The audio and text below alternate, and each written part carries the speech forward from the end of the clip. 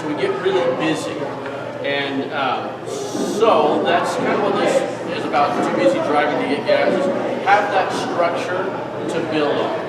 And here's what I mean by that is don't get so busy that you forget the essentials. Don't get so busy that you forget to pray. Don't get so busy that you forget to prepare your class. Don't get so busy running around. And I am as guilty as anybody in here, I guarantee you. So don't get so busy that you forget the fundamentals of what you're supposed to be doing.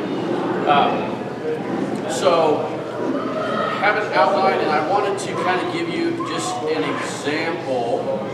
If I can find it really quick, I had it and then I lost it, so let me pull it up. So I'm just going to give you an example of kind of what we do, and this is not really what this class is about, is outlines, but I'm going to just show you something.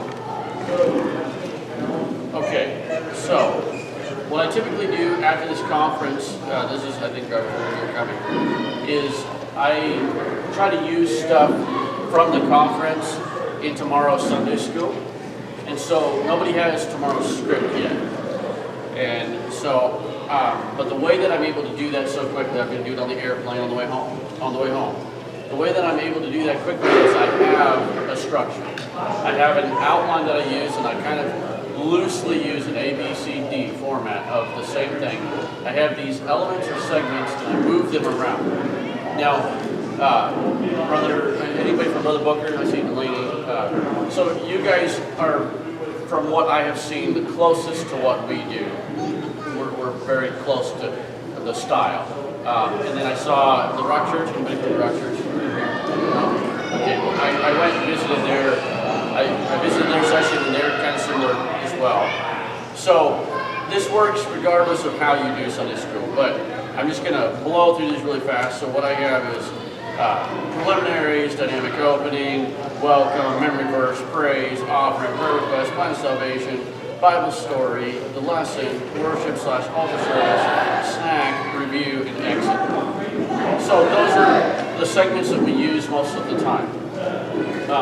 You'll notice object lesson's not in there, puppet show's not in there, but those are things that we use as well. And so those are part of our outline, and then we'll mix it up. I mean, obviously exit's always last, and dynamic opening's always first. But we will mix it up and to keep the kids on their toes, which I'll talk about in a little bit.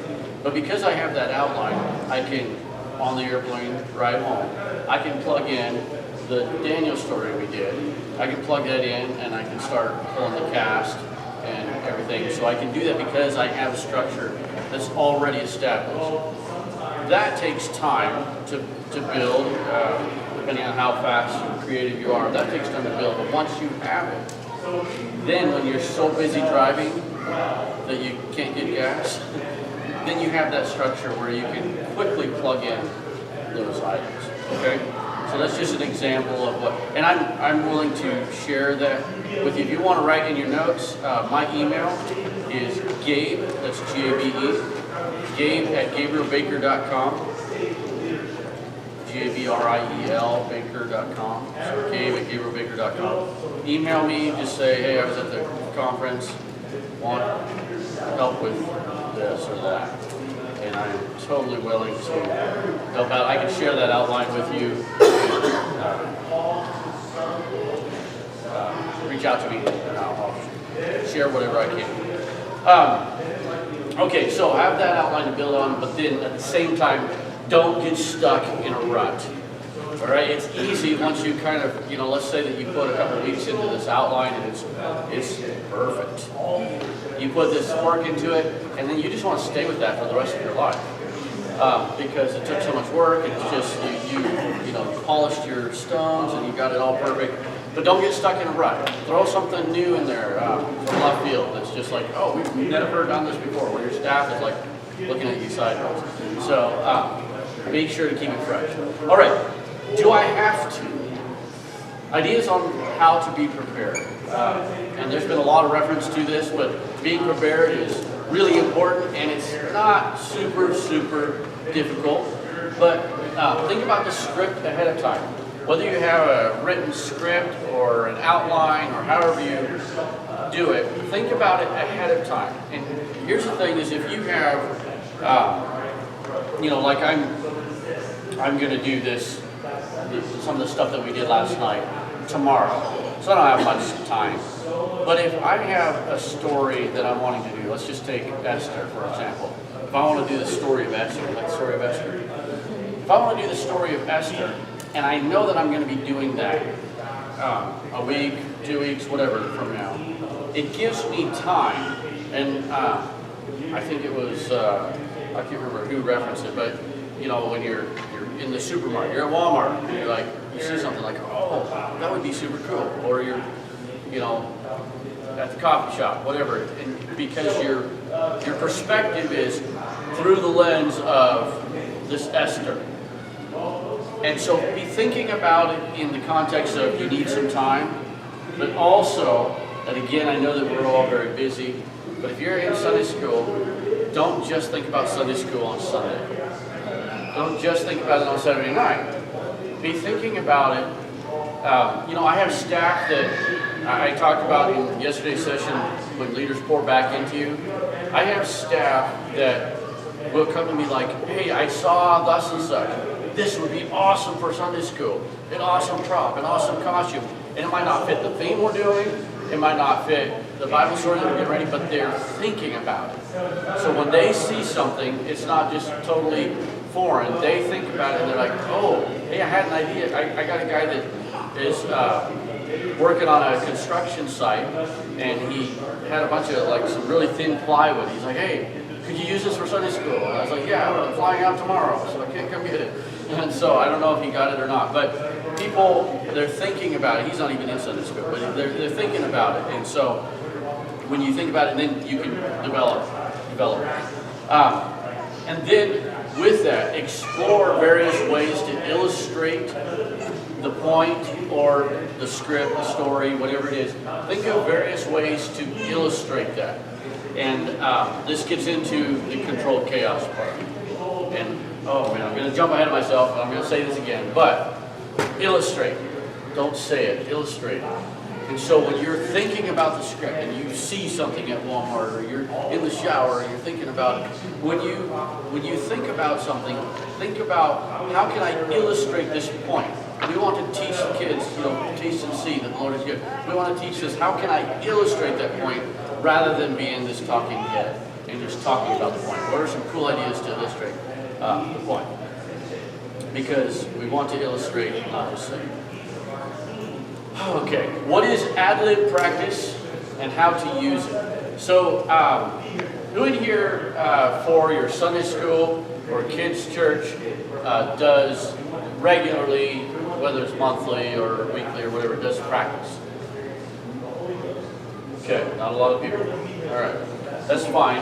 I like practice, and here's how we use practice, and then this is just up to you on how your church operates and how your Sunday school operates. With our scripts are very much in an outline form. Rarely, once in a while, but rarely do we have actual lines scripted. And so most of the time it's outline form. Even we do big, well, for us it's big, but we do a big conference, and we have children's church going on during the conference. So even there, it's like two or 3 hours long. Brother Booker has been coming the last couple of years. We don't really script lines. But how we do it is when we're in our practice, we're ad-libbing. And we've been guilty of ad-libbing live too, with not having any clue what we're going to say until the moment we're in the spotlight. But we'll ad-lib in practice, and then even if we don't change anything from what we just ad-libbed in practice, it now gives us a better footing for when we go live. When we're live in Sunday school, then it gives us a better footing because we just did it. We just did that sword fight and whatever. But most often what happens is we utilize a what worked, what didn't work method.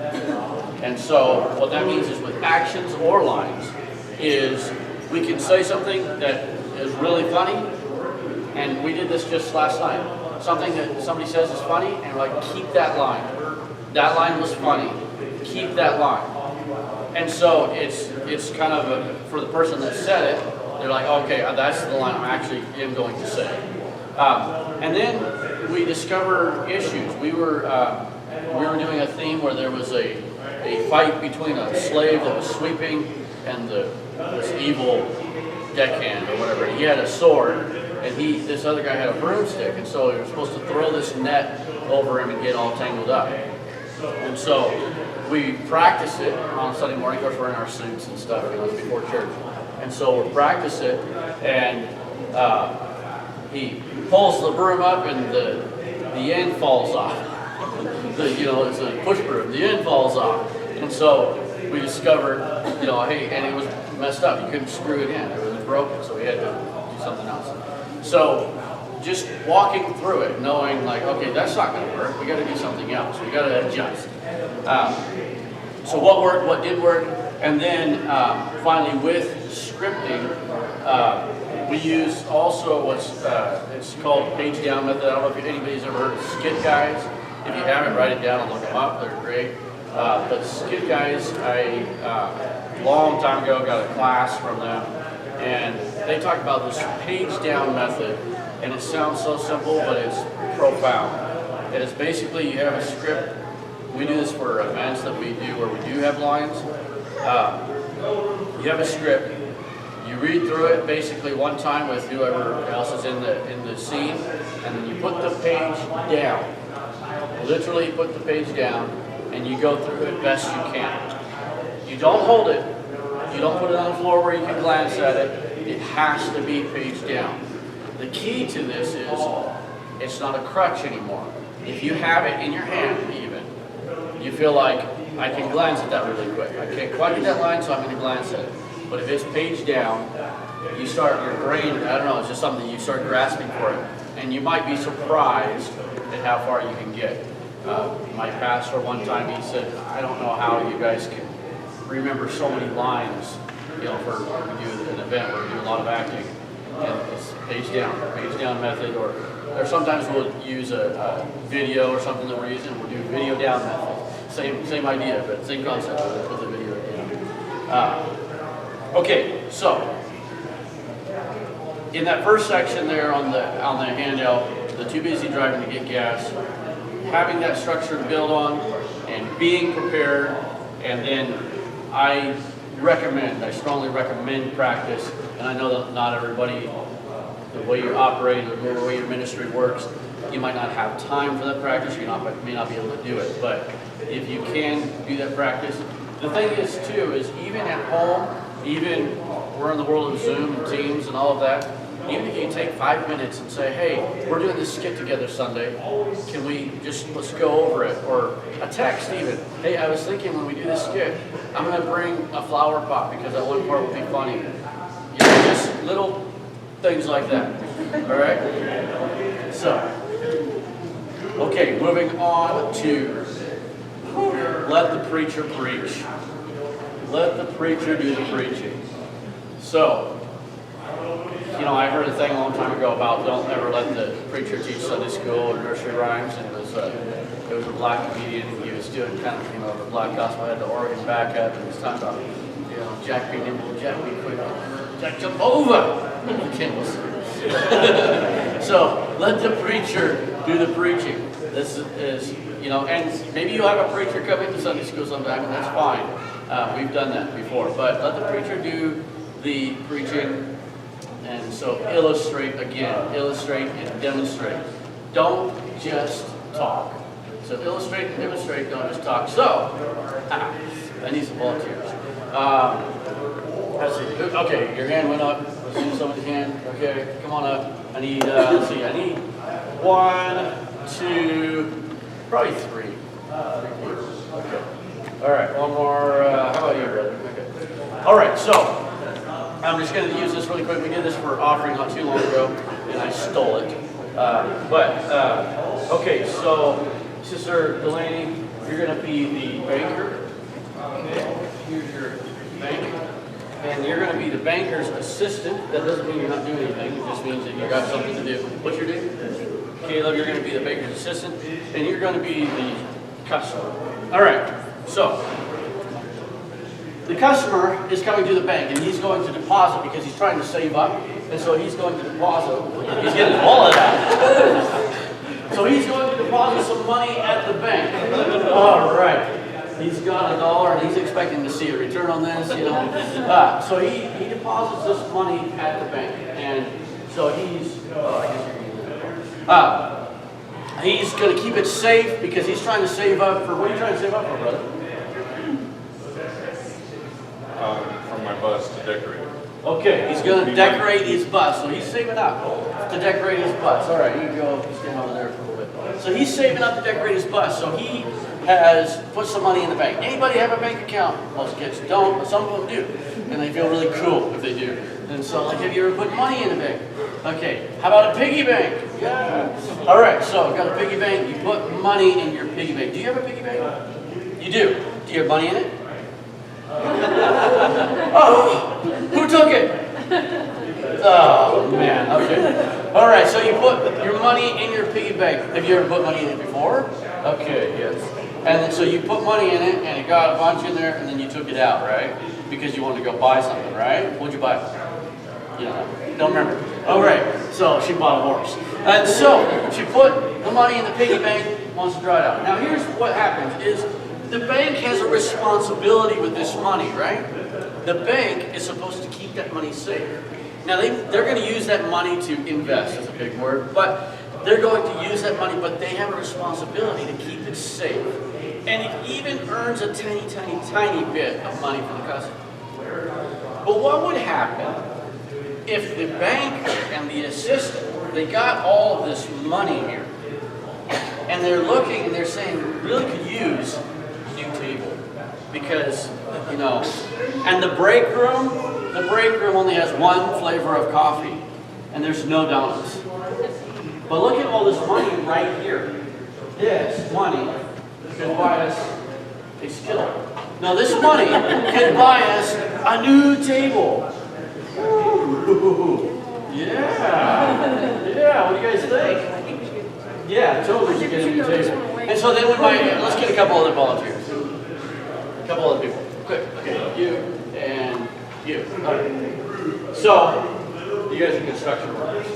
All right, so we get a couple more. Come on, construction workers. They call you in, okay, tell them you want a new table, want to remodel the coffee room, everything. Yes, okay, and so here they go. They get to work. Look at that. Oh, they've done this before. And so they're working, they get it all done, and so it's still dirty. It's still dirty. They're not very good construction workers. They clean up their own. All right, give our construction workers a hand.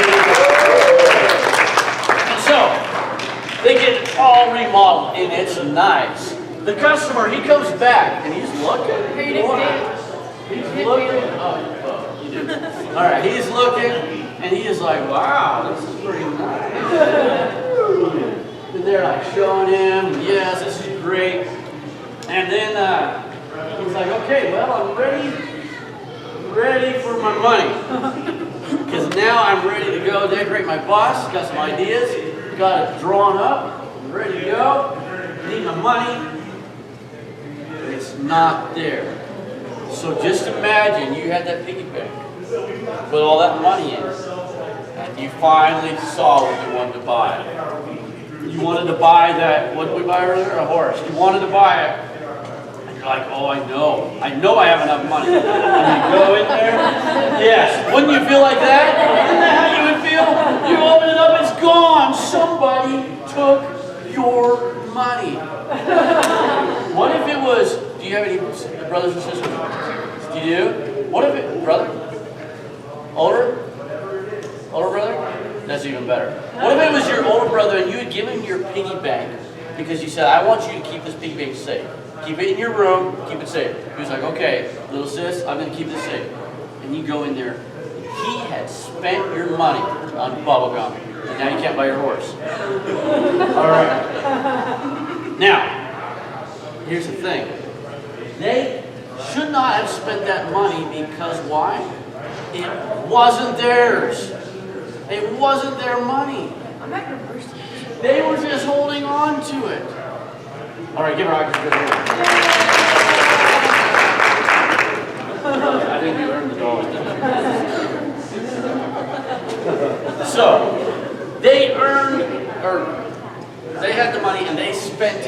earn it, they spent it. It wasn't theirs to spend. So likewise, and then this can go anywhere. I think we use it for offering, but I think we've actually used it just for your life is not your own, it's God's. And we're just keeping it safe. We're holding on to it. Okay, but offering lesson, this money is not ours. God has blessed us. If you have a job, most people don't. If you have a job and you earned that money, God bless you with that money. If mom or dad gave you that money, God bless you with that money. It's not yours, but God allows you to use it. And so that's why we give back. All right, so that's the power of illustration. That's a lot better than me explaining it, right? As a talking head, and I'm up here, and I'm going to preach to you kids about money and how it's not your money to begin with. They're like, what? Yes, it is. Okay, so use illustrations, and try to think of however, whatever you're illustrating can be used at a kid level. And so what I mean with that is make sure that your illustrations aren't too abstract. Okay, so it's kind of like, you know, if we, well, even that one, but if you're thinking of an illustration that it might make sense to you as an adult, and it just, you know, I should have had an example. I can't even think of one right now. But if you're trying to think of an or have an illustration, and it totally makes sense to an adult, but you see the eyes of the children starting to glaze over, that's key. That it doesn't make sense to them. And you might have to change it mid-stride. You might have to be like, okay, you know what? Let me explain this illustration a little bit better. Let's explain what's happening here. This banker, you know, what is a banker? Whatever, you know, you get the idea. And so make sure that your illustrations aren't so abstract that people are having to reach for it. Okay. Now, the 5 laws of upfront engagement. How am I doing on time? Okay. The 5 laws of upfront engagement. You got to move. Law number 1. You got to move. And so, with controlled chaos, the first thing is the short attention spans. We keep our segments very, very short. But when you're up front, let's say that we have a saying in Sunday school, 2 minutes is an eternity. So when you're up front, and you're up there, and you have a 2-minute segment to teach on whatever. Maybe it's the lesson. You probably have longer than that, but maybe it's the memory verse or whatever. You have pack that in. 2 minutes, 3 minutes, whatever it is, and pack it in. But you've got to move. Don't just. So today, our verse is taste and see that the Lord is good. Move around. Keep the kids. I mean, I'll move into. We got a camera, so I don't want to get too far. But I'll move into the in amongst the kids, and I'll be talking to them and you know, trying to get their attention like that. Moving around instead of just staying static in one place it's like the low-hanging fruit. That's the smallest level of commitment that I, as a teacher, can give. I can at least move around a little bit. I can at least do that. Smallest level. Okay, law number 2, use voice inflection. This is especially when you're telling a story. So law number 2 is use voice inflection. And that means let your voice rise and fall. You know, if something was scary, then screamed out, scream. And we use music basically 100% of the time and sound effects through our Sunday school. And so we don't always get a chance to practice with music, but just follow it. Let it, like, I meant to actually cue some up. But follow the music. You know, we use dramatic music, like theatrical stuff. And so if it's like got some violins going, you know, and then the music drops out, and just, you know. So use voice inflection. Change. Don't just be monotone. And I'm actually the worst for this because it's just easier for me to talk very monotone and plain and simple. And really easy, and my voice is kind of quiet anyway, and so I can just really put people to sleep and have a nice little nap. All right, so use voice inflection, move around. Okay, number 3. This one's not very good.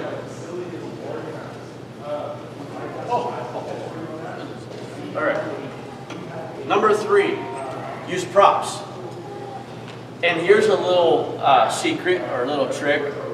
It's good if it has a point, and so maybe I could think of one by the time I get done. But if you walk into your segment and you have something interesting that you're holding, it doesn't have to be a sword, it doesn't have to be a trumpet, just something. And then start walking in, and I meant to start the lesson like this, and I missed it already, so I gave away the secret. But if you walk in and you're moving, and you're using voice inflection, and you're holding this thing, everybody wants to know, what's he going to do with that?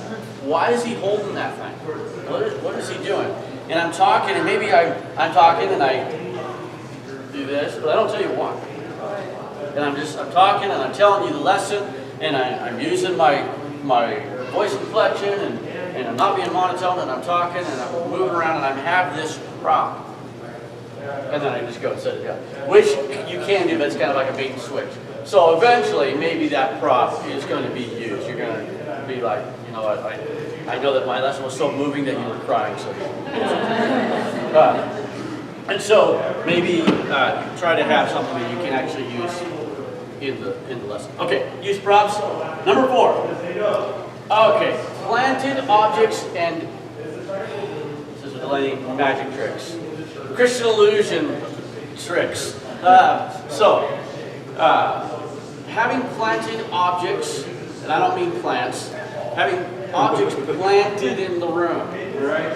So having something ready, and maybe it's up front, maybe it's under a chair, whatever. But having planted objects, and then of course I think I put this in the same realm is magic tricks. So this is kind of like grabbing the attention, and kind of like that, holding that thing, holding that prop, is so if you have, let's say that you have a sword over here planted, and you're talking, and you're like, and so then all of a sudden he grabbed a sword. Well, now it's just like, whoa, what in the world? Or like, what else is over here? You know, and so you're grabbing their attention. I basically, with this controlled chaos, and there's a lot of other things, we're going to talk about grenades and stuff, but with this controlled chaos, what you want is you want the kid that, you know, always has to go to the bathroom, you want them to not, like, you don't want them to wet their pants, but you do want them to be like, I don't want to go to the bathroom because I don't want to miss it. I don't want to miss what's next. If it's, you know, today we're going to talk about how God loves you.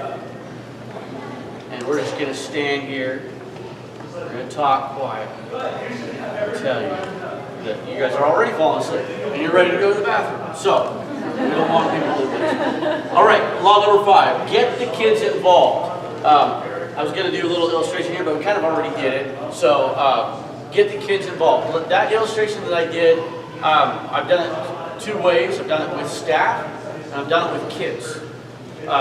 And so get the kids involved. We have, when people ask me kind of what we do and they're trying to understand it, I say basically it's interactive theater. So our segments, we have full-on costumed actors and all of that stuff, but it's interactive. So we go on adventures, the kids get up out of their seat and we go traipsing across the room, whatever. And so it's interactive. And I'll talk about that a little bit more, but basically even in, right now I'm kind of talking about being up front. And so even in being up front, even if it's just something really quick, it's just, you know, hey, come here, I want you, and invariably, you know how it is, when you're like, I need somebody, everybody's like, me, you know. And so, just like, hey, I need you, and so you're using an example, you're like, these kids over here, they're mean to him, but, you know, he's going to live right anyway, just like Daniel did. So you're using kids because kids love to watch other kids. All right, so a great way to engage is kids on stage. That's what I say. A great way to engage is kids on stage. Okay. Oh man, I think I have. Sometimes I'm afraid I'm gonna not have enough material to fill the time, and then I get going. I'm like, I'm running out of time. Okay, so, and then that one bad kid. So we're going to all go over to Tyler's class for a second. He's talking about something about being distracted. So that one bad kid, or those 2 or 3 or 4. So that one bad kid.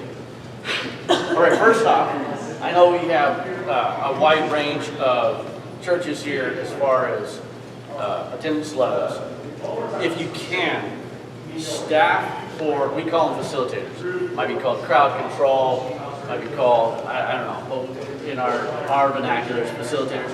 But staff for, and that doesn't have to be the only thing they do, but have somebody that their job is to handle the kids. I don't know, Sister Delaney, if you guys still do it, but I know Brother Booker's telling me at one time where you guys were having a staff over a section. I think they do it at Kingdom Kids. You guys do that? And so that's a really cool idea, if you have the staff for it, is to have, you know, your benches or your seating, whatever, and have, you know, section 1, 2, 3, 7, whatever, and have, okay, you're over this section, you're over this section, and they're handling the issues. They're helping the kids. The other thing that those facilitators are doing is they're kind of coaching the kids, not directly though.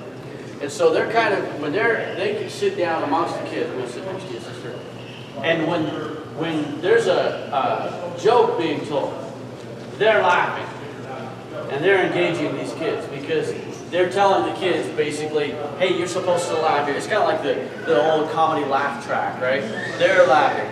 Or it's like, you know, they're telling them something important, like, you know, often if I don't usually sit down amongst the kids because I'm running all over the place, but if I do, often the kids they just want to talk to me, right? They just want my time, they want attention.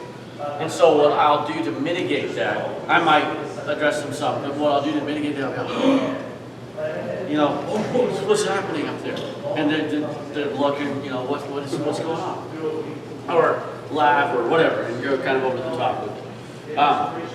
And then, here's the other thing with that bad kid. With that one bad kid is, try to find out what's going on. Here's what I have found, is that often, you know, I'm sure you've heard this before, but often that bad kid, the one that's behaving the worst today, has had a really rough day at work. I want to read an excerpt. This is from 7 Habits of Highly Effective People, which is a very good book. So this is from Stephen Covey. I'm going to just read this really quick. This is something you wouldn't do in Sunday school, but do it anyway. I remember a mini paradigm shift I experienced one Sunday morning on a subway in New York.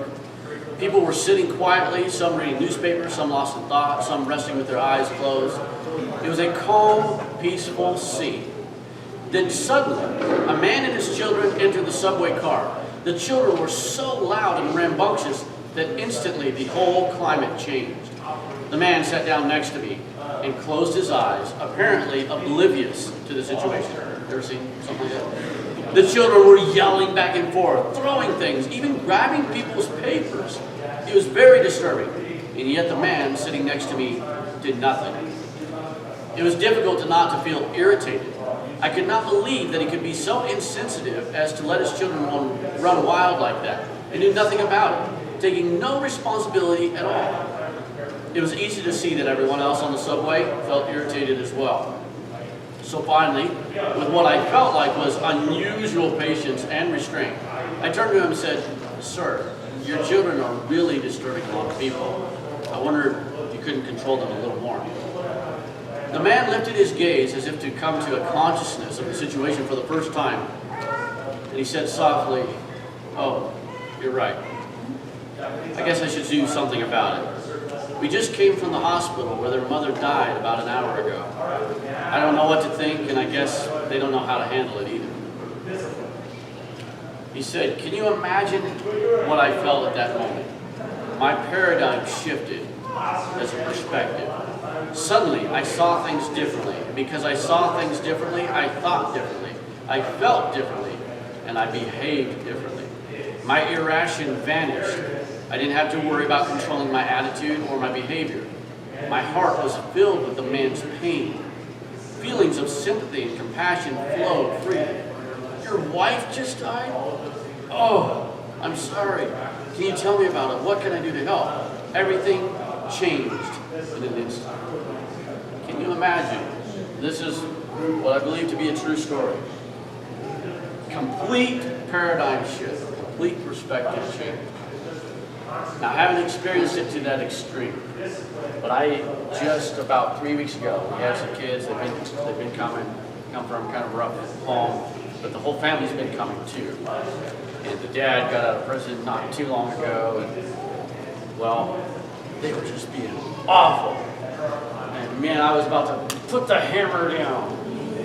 Then somebody came up to me and said, "Hey, just to let you know, this morning, the dad was beating up the mom. He was scrambling to get out of the house, and they barely just made it here to church, the mom and the kids."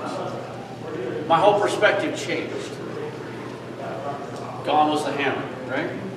So, with that, and man, I'm running out of time, sorry, but with that is, while we can't have disturbing behavior in our classrooms, you can't have kids running wild, no matter what their situation is, you have to have the good of the whole group. You're ministering to a whole group of kids, and if this one kid is just making it to where that's not possible, you have to deal with it. But I will tell you, if you take an understanding approach like that, if you're trying to understand what's going on, why are you acting like this? If they've been there before, you're like, hey, you don't normally do this. What's going on? Why are you acting like this? If you can kind of get that perspective, here's what happens: is the way you deal with it, your behavior is different, so their response is different. A lot of times these bad kids. I remember my pastor telling me, he pointed at this kid in our church, and he said, that kid right there, when you yell at him or get onto him, he doesn't really hear it, because that's all he hears all day long, every day. Stop it. Don't do that. Turn around. Sit down. That's all he hears all day. So when you do that, he doesn't hear it.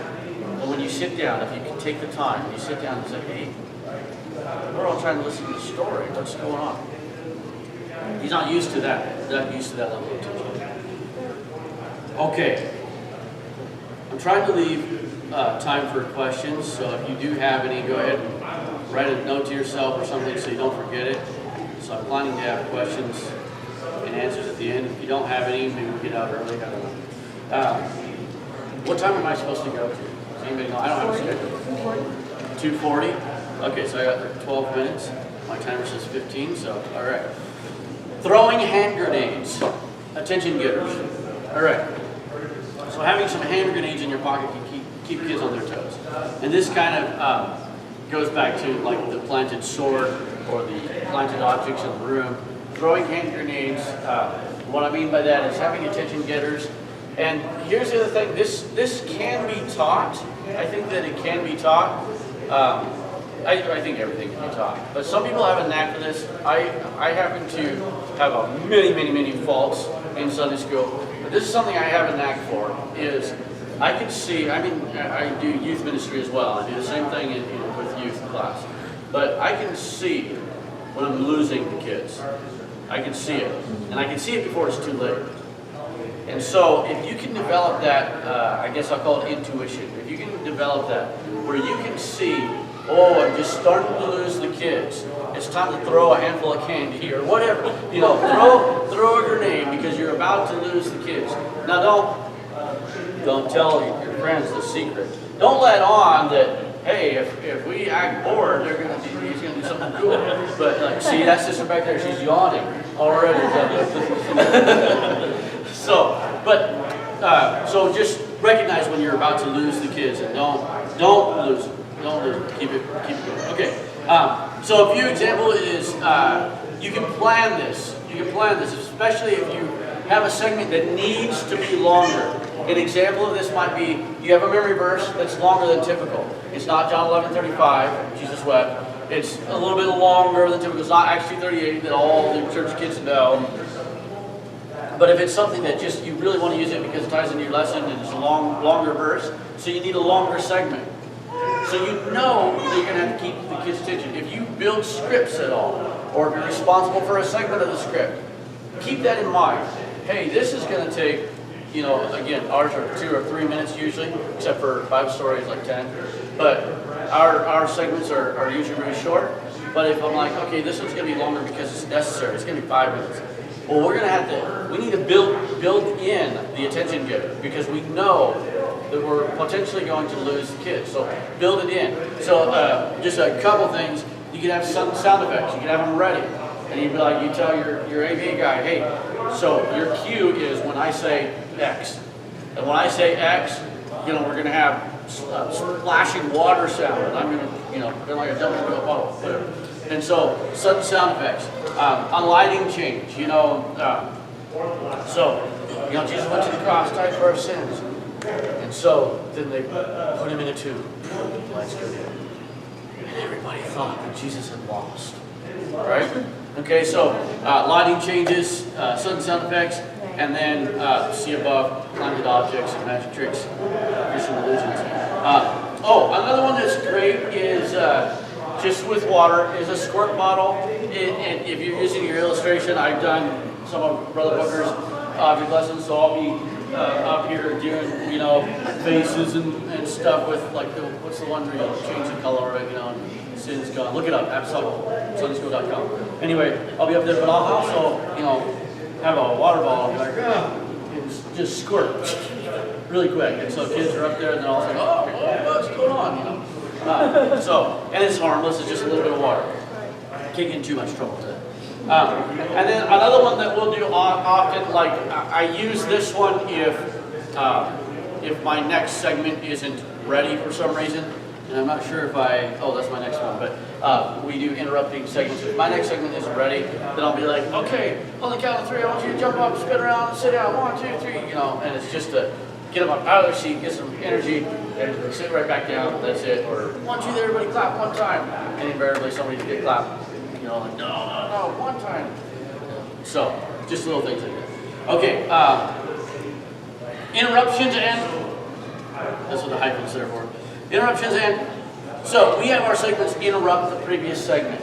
Now, I have to tell you how we do it. I know there's many different ways that Sunday school is done. And so you might have to twist this and stuff it into a bottle of how you do it. Okay, so maybe it's you and 3 kids and it's a Bible study format. You can still use some of these concepts as concepts. But the way that we do it is we typically have 2 or 3 people for each segment. And, well, not every segment, but often we'll have 2 or 3 people for a segment. And then our next segment interrupts that previous one.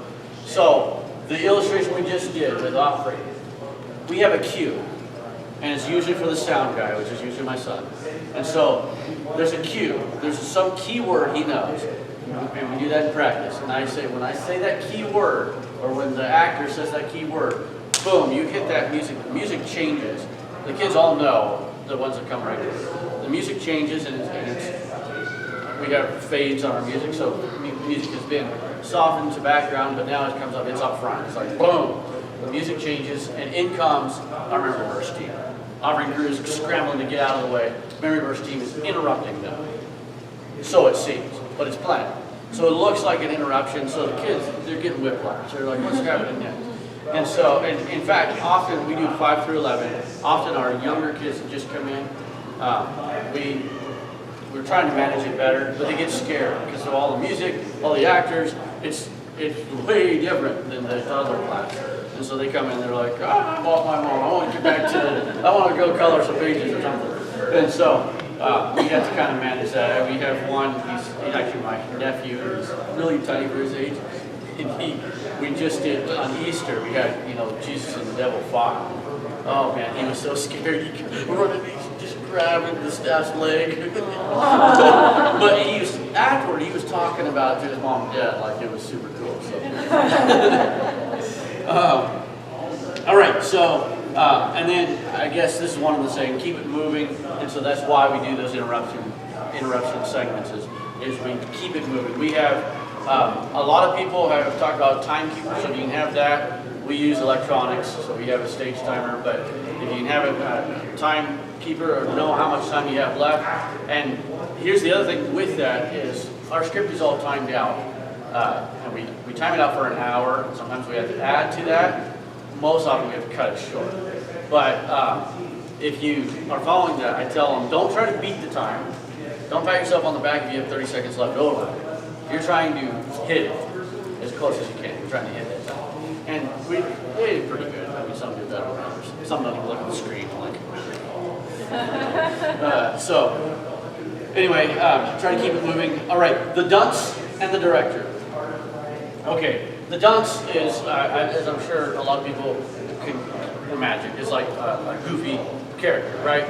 Is a clown maybe, or some kind of goofy. We have a character. We do themes Sunday school, so we have different themes like space theme or army theme or whatever.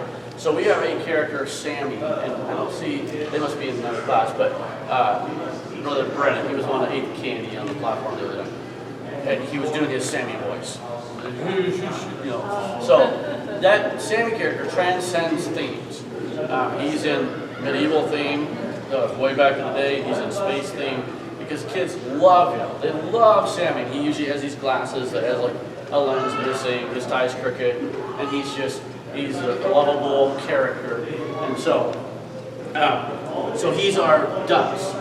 And so our dunce. Now this can be done if you're short-staffed, but if you do this, have your dunce and your director be different people. Because the dunce, the kids love him. He's a character and he's lovable and he might be kind of bad sometimes. Not evil bad, but he's just bad because he's relatable, right, to the kids. The director should, hopefully the kids like him. I hope the kids like him. But that's the authority part. If the dunce tries to do the authority part, then often the kids think he's just joking. He's just the dunce. He's just kidding. He's not serious. Or if he has to turn and be the serious guy, well, now he's not as cool as the dunce anymore because he actually told me what to do. Or he actually got on to me and told me, hey, that's not okay.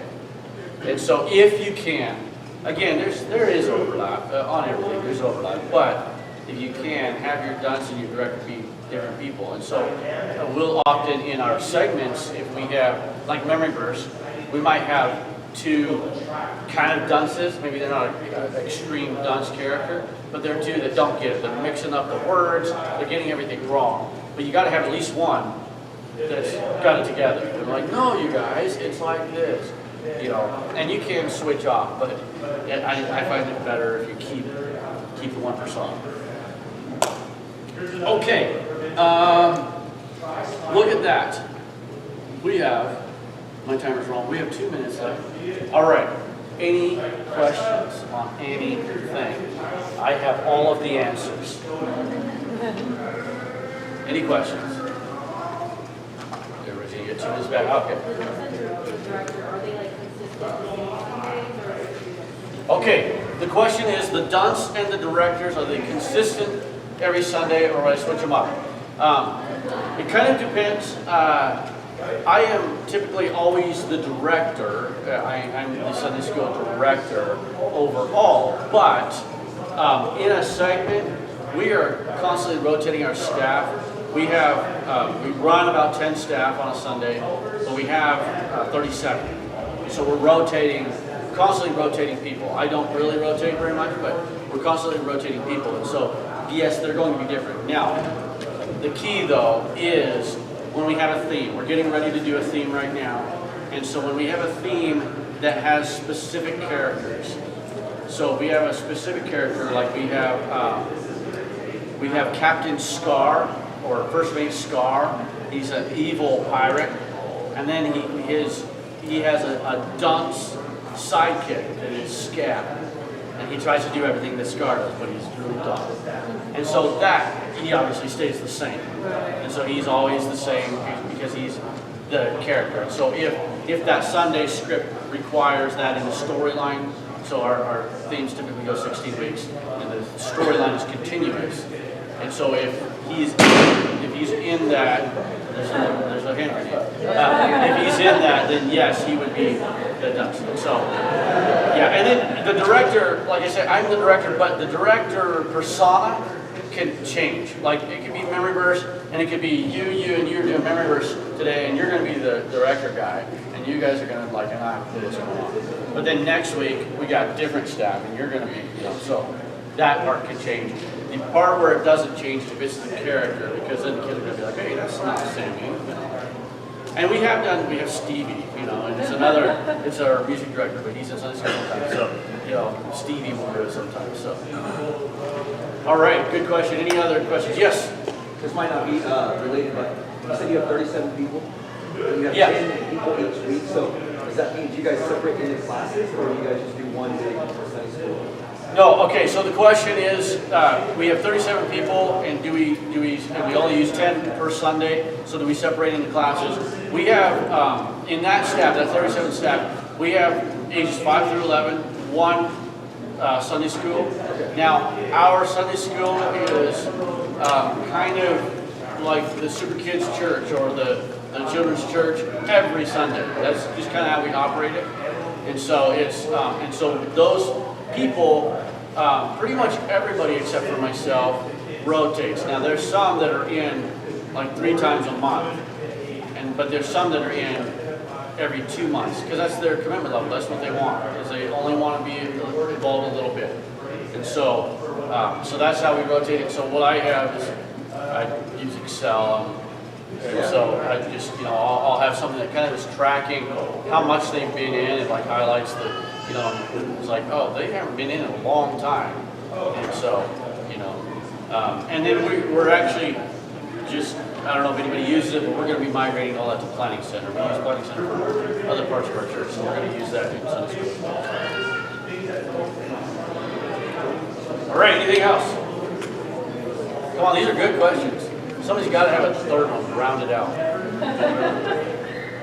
Now everybody, I said a good question, everybody's scared. I'm going to have a bad one. All right, well, we are 2:40 is what that was our time. So we're over, so thank you guys.